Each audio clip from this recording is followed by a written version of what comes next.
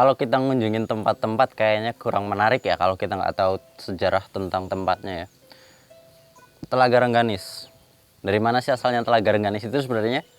Nah, kalau Telaga Rengganis itu ya, dikatakan bahwa telaga ini tuh sebenarnya udah ada dari zaman dulu. Maksudnya emang adanya telaga ini tuh karena udah ada secara alami. Tapi namanya Rengganis. Nah, dari mana nama itu ya? Jadi diceritakan pada zaman dahulu kala, di tempat ini hiduplah seorang pria yang kalau orang sini nyebutnya itu Wandu, atau mungkin orang sekarang nyebutnya waria mungkin ya.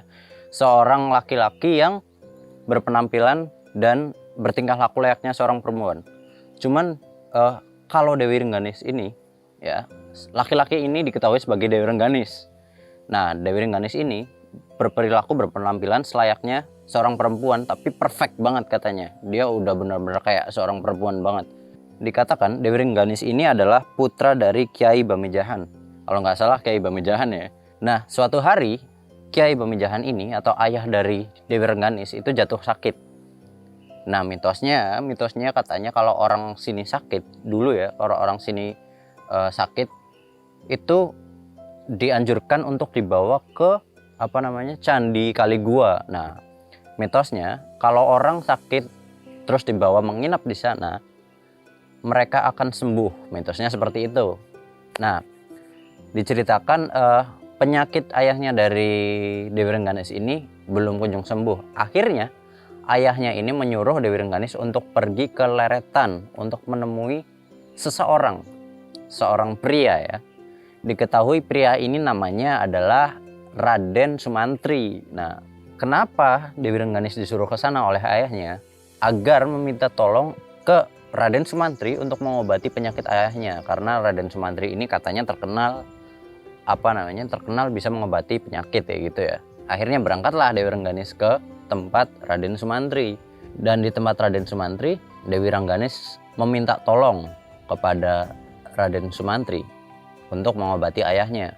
Dan tanpa disangka, sesampainya Dewi Rengganis di sana, ada cinta pandangan pertama. Jadi Raden Sumantri ini ternyata tertarik dengan penampilan Dewi Rengganis. Akhirnya Raden Sumantri jatuh hati ke Dewi Rengganis, meskipun Raden Sumantri juga tahu kalau Dewi Rengganis itu sebenarnya adalah seorang pria yang menyerupai wanita. Singkat cerita, Raden Sumantri ini menyetujui permintaan dari Dewi Rengganis untuk mengobati ayahnya, tapi dengan beberapa syarat, yaitu Raden Sumantri itu meminta beberapa gaji atau lemak dari biawak, terus minta belendung jagung ya kalau di sini nyebutnya.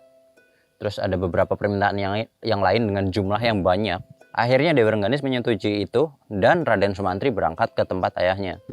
Diobatilah ayahnya, kemudian sembuh. Kemudian setelah itu singkat cerita mereka berdua menjalin sebuah hubungan, semakin erat hubungan itu. Dan diceritakan suatu hari mereka berdua pergi berkencan ke suatu tempat ke daerah selatan, itu daerah Kalilingseng. Di daerah sana dikabarkan Dewi Rengganis itu tiba-tiba tercebur ke sungai dan tubuhnya terluka karena terkena bambu gading namanya ya. Tubuhnya terluka sampai berdarah-darah. Tapi katanya Dewi Rengganis itu tidak merasakan sakit. Karena apa? Ternyata Dewi Rengganis tercebur ke sungai itu dengan sengaja, alias menceburkan diri ke sungai. Tujuannya apa? Tujuannya adalah Dewi Rengganis setelah tertusuk oleh bambu gading, dia berubah menjadi perempuan seutuhnya. Katanya seperti itu. Akhirnya Dewi Rengganis yang tadinya laki-laki, dia berubah jadi perempuan seutuhnya. Dan pada akhirnya sepasang kekasih ini tinggal sekarang, katanya ya mitosnya, sekarang mereka sedang berada di Candi Kaligua. Mereka dalam keadaan mekarman, atau orang bilang mereka sebenarnya sampai sekarang sebenarnya mereka masih hidup, belum meninggal. Tapi tidak semua orang dapat melihat mereka, hanya orang-orang tertentu, kabarnya seperti itu. Dan karena Dewi Rengganis ini sudah berubah menjadi seorang perempuan, bukan berarti dia bisa memiliki keturunan ya, memiliki anak. Karena asalnya dulu dia tuh adalah seorang laki-laki, jadi ya dia tidak bisa memiliki keturunan, tapi mereka hidup bahagia berdua di Candi Kaligua sampai sekarang katanya ya, masih hidup ya. Ada yang mengaku beberapa orang yang pernah menemui Dewi Rengganis dan Raden Sumantri. Ada yang katanya lewat mimpi, ada yang katanya bisa bertemu secara langsung. Ya, kita nggak tahu ya, itu mungkin cerita orang-orang sekitar sini. Bagi kalian yang percaya silahkan, yang tidak percaya juga ya anggaplah ini sebagai pengetahuan, oke? Ya, ini adalah cerita yang sangat menarik dari Telaga Rengganis. Kalau namanya sendiri kenapa tempat ini dinamai Telaga Rengganis? Ya karena mitosnya, karena di sekitar sini dulu adalah tempat tinggalnya Dewi Rengganis dan ayahnya sebelum pindah ke Candi Kaligua. Jadi kayak gitu sebenarnya. Alasan nama diambilnya nama ini katanya cukup simpel ya, karena dulunya tempat tinggal dari Dewi Rengganis seperti itu.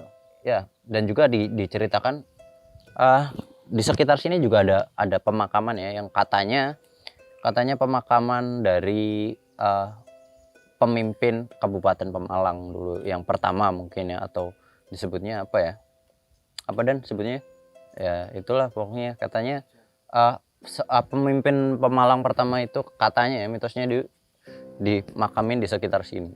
Jadi itu sejarah tentang Telaga Rengganis. Mungkin banyak beberapa kalian yang belum tahu tentang sejarahnya, kita mau share kayak gini ya supaya kita semakin menambah wawasan bareng-bareng ya teman-teman ya. Oke.